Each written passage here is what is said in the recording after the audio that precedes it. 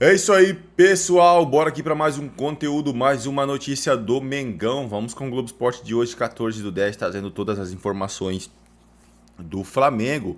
Pessoal, Mengão tem um jogo, dois jogos aí cruciais aí no Campeonato Brasileiro. Primeiro contra o Botafogo, que é amanhã às 6h30, e domingo, dia 19/10, tem o jogaço, uma final antecipada contra o Palmeiras. Mengão se preparou muito bem aí nesta data FIFA aí e temos o retorno de Pulgar nos relacionados. Mas é isso, pessoal. Vamos acompanhar o Globo Esporte de hoje. Se não é inscrito aqui no canal, se inscreva, deixe seu like e o seu comentário, que isso faz uma enorme diferença pra gente aqui dentro da plataforma. Não se esqueçam, pessoal, de comentar aí de qual cidade você, torcedor flamenguista, está nos assistindo. Bora pra notícia.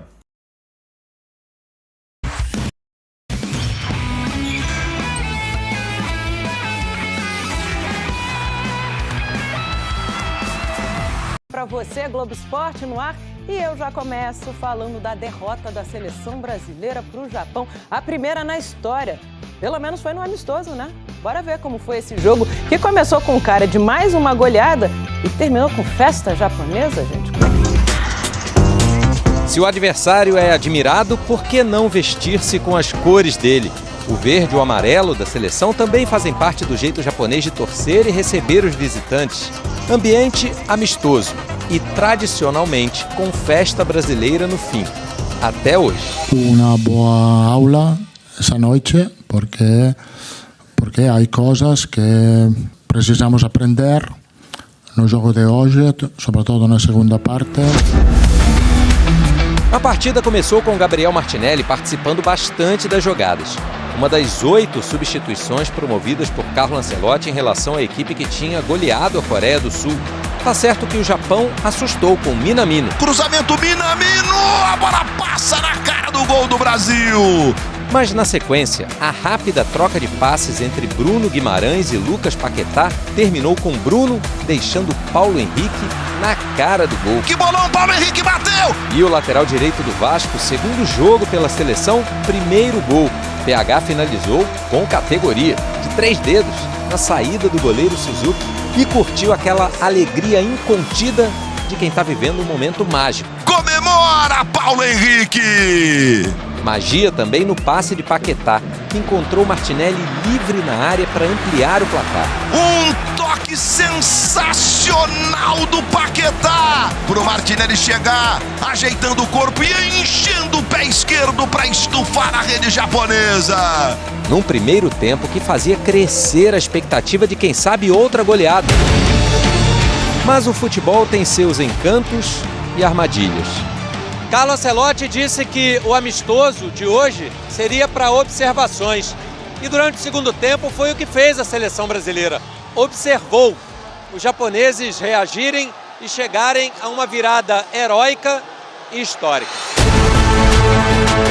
Depois de 13 confrontos, a primeira vitória da seleção principal do Japão sobre o Brasil em todos os tempos. Um apagão na segunda parte, se você dorme 45 minutos, pode custar uma Copa do Mundo, pode custar uma Copa América, pode custar uma medalha, pode custar um sonho de 4 anos. O apagão brasileiro começou cedo, quando Fabrício Bruno errou na saída de bola e Minamino bateu forte para diminuir logo aos 6 minutos. Um erro meu, eu assumo a responsabilidade, peço desculpa a todo o torcedor brasileiro. Acho que acima de tudo, infiltrar o momento, sentir a dor, mas ter a cabeça erguida para seguir adiante e sempre em busca de ter novas oportunidades. Casemiro tinha acabado de concluir a gol, completando um passe de Paquetá, e no contra-ataque Nakamura escorou o cruzamento para empatar. Aí todo cuidado, Brasil, levantamento, Nakamura, que isso? Nakamura, número 13! E numa cobrança de escanteio, Ueda marcou o terceiro do Japão. Hugo Souza ainda tentou a defesa, mas não conseguiu tirar. Em apenas 19 minutos, a seleção levou 3 gols e ficou desorientada em campo. Ancelotti tentou mexer. Richarlison, que tinha entrado, teve essa chance de cabeça nos minutos finais. Cruzamento, Richarlison! Já era tarde para evitar um resultado que liga um alerta. Possível de aprendizado, que a Copa do Mundo está aí, o alto nível, independente que seja Japão, que seja contra quem for, 45 minutos pode custar um sonho de infância. Não pode se repetir, de jeito nenhum. Bom, a data FIFA termina hoje e amanhã já tem clássico pelo Brasileirão, Botafogo e Flamengo no estádio Newton Santos. A gente vai falar agora com o Fábio Jupa para saber mais informações sobre o Fla. Oi, Jupa, boa tarde para você, querido. Oi, Débora, boa tarde para você, boa tarde a todos. O Flamengo se representa daqui a pouquinho aqui no Ninho do Urubu para o último treino antes dessa partida de amanhã contra o Botafogo. O Flamengo vai treinar e o Felipe Luiz sabe que tem reforços e possíveis desfalques para essa partida. Entre os reforços, o zagueiro Léo Pereira e o lateral Alexandro, que cumpriram suspensão contra o Bahia e estão de volta. Outro provável reforço é o Pulgar, volante. Está recuperado de 3 meses de uma cirurgia no pé direito e deve ser relacionado. Entre os possíveis desfalques, 3 jogadores de meio campo, o Saul, que é titular, o Alan e o De La Cruz. Esses jogadores ainda estão com problemas físicos e devem ser preservados para o jogo de domingo contra o Palmeiras no Maracanã. Existe uma expectativa em relação à formação ofensiva. O Carrascal, que começou os últimos 3 jogos como titular, é favorito na disputa contra o Plata e o Luiz Araújo para começar jogando do lado direito. E uma expectativa também pelo aproveitamento do Pedro, que dos últimos 3 jogos começou 2 no banco e só jogou 15 minutos contra o Bahia. Daqui a pouquinho o Felipe Luiz resolve todos esses problemas. Débora, um abraço para você. Tá certo, Jupa. Obrigada, bom trabalho para você. Agora as notícias do Botafogo. Eles estão se preparando, né, para essas partidas tão importantes, né? Ó, tá chegando a reta final do Campeonato Brasileiro e eu diria que principalmente para Flamengo e Palmeiras, essas próximas 2 semanas são muito importantes, né? Inclusive porque tem um confronto direto na semana que vem no Maracanã, Flamengo recebendo o Palmeiras e tem as partidas de Libertadores, né? Primeira partida das semifinais da Libertadores. Então, vamos começar falando de Flamengo? Vou trazer o Fábio Jupa aqui no telão para falar das alternativas que Felipe Luiz aproveitou para testar durante essa data FIFA, né, meu amigo? Já que ele tinha todo mundo, ninguém estava viajando, praticamente DM vazio. E eu quero que você fale sobre isso, porque principalmente o ataque do Flamengo, né? Depois daquele 8-0 e um ataque de 108 gols, por incrível que pareça, nesse recorte aí dos últimos 5 jogos, o Flamengo tomou mais gols do que fez gols, né? O que é raríssimo. É isso, Jô. Boa tarde para você, para quem tá on com a gente. O ataque é a grande incógnita que tá no Flamengo hoje, né? Flamengo que vai se reapresentar daqui a pouquinho no Ninho do Urubu para esse último treino antes da partida de amanhã contra o Botafogo no Newton Santos. E o Felipe Luiz, Jonas, já sabe que ele vai ter reforços e possíveis desfalques. Entre os reforços, o zagueiro Léo Pereira e o lateral esquerdo Alexandro, que cumpriram suspensão contra o Bahia e estão de volta.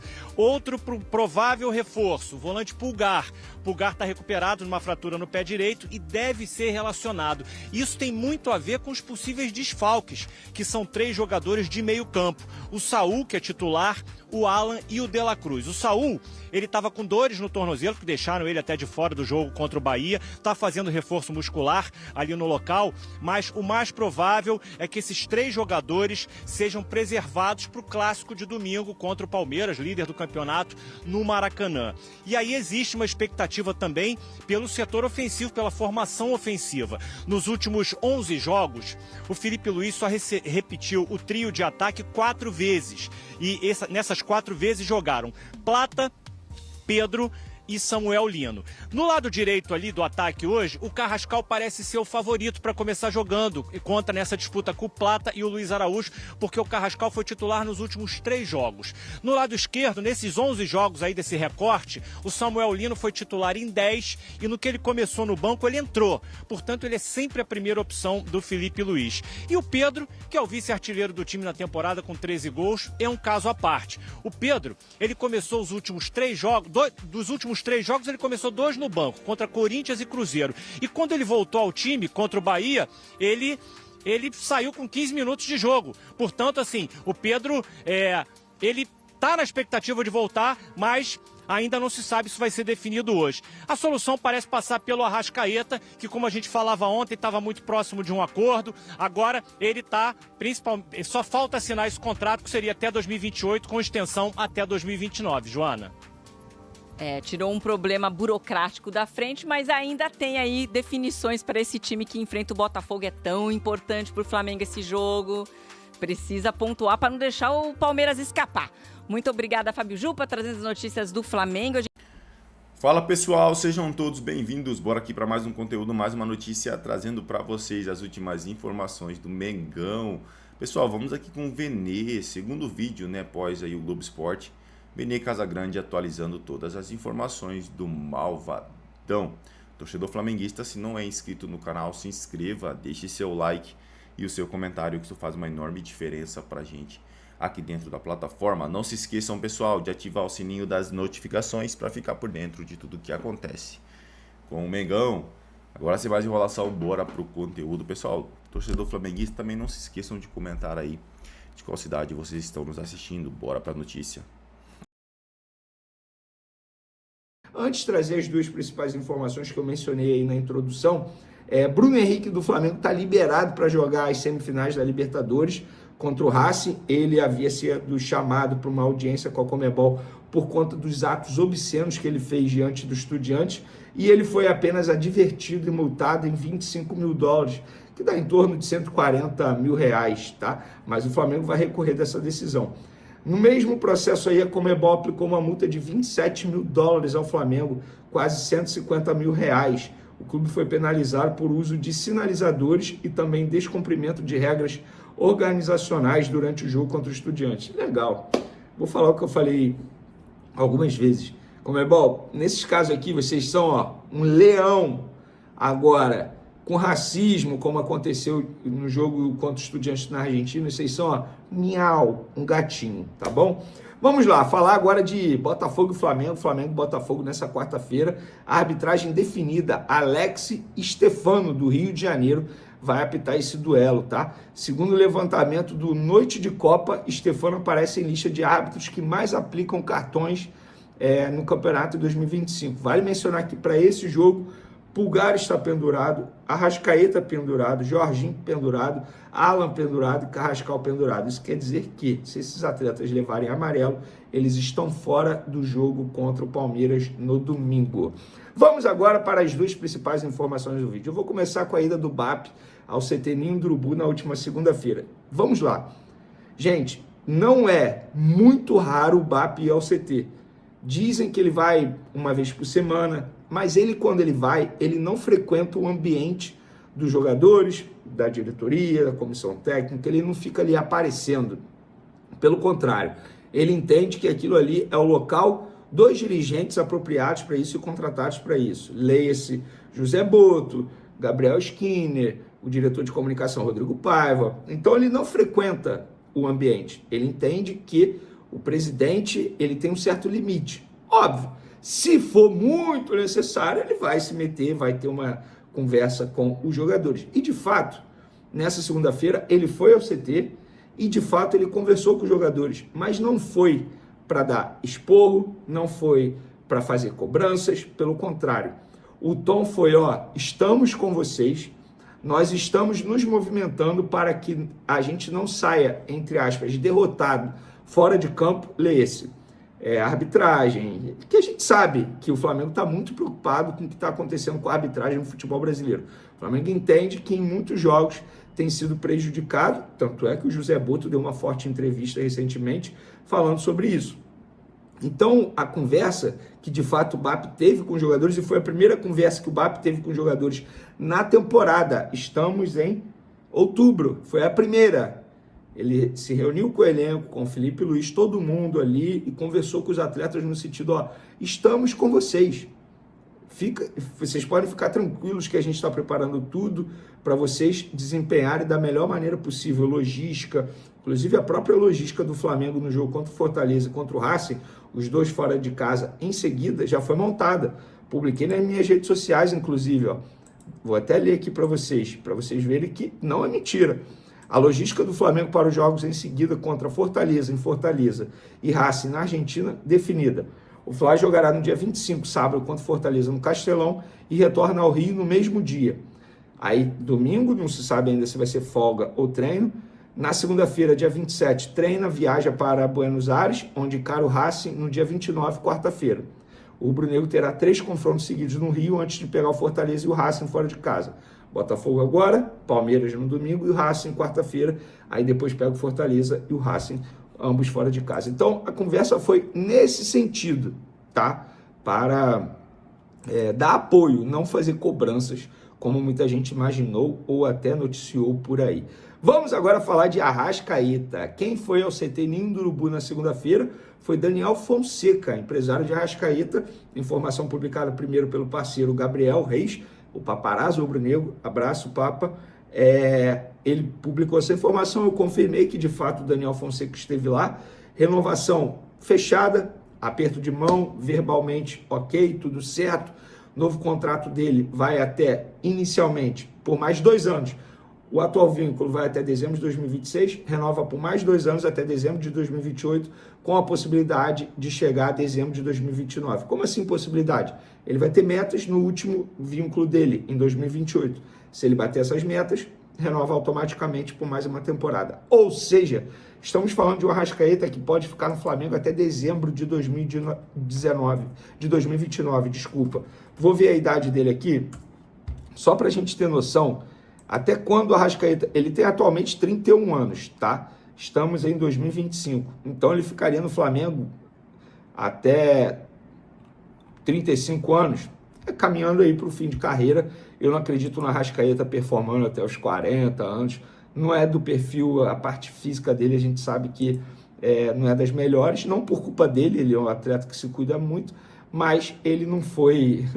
Enfim, ele não tem a parte física como a melhor virtude dele, pelo contrário. Mas o que importa é renovação fechada, em breve. É o famoso só falta assinar, os advogados vão ser acionados para redigir o contrato, e aí ele assina, e aí a nação comemora como essa bonequinha aqui, ó, da garrafa da Golcase. Tamo junto, galera. Para comemorar, corre no site da Golcase. Valeu, fui!